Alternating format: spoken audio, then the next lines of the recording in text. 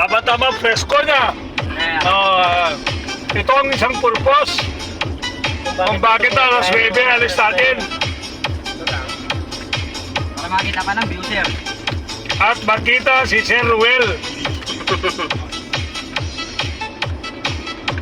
Ito, viaduct. Patapat, viaduct. Sir. Lulumag pa kami. Picture na yan? Meron ka.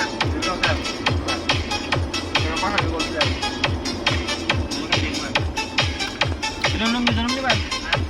Pwede pala mag-parking dito sa gitna ng ano tulay. Bawal yan eh. Ha?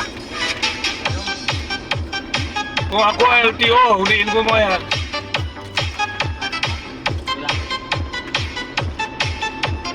Ano nangyay?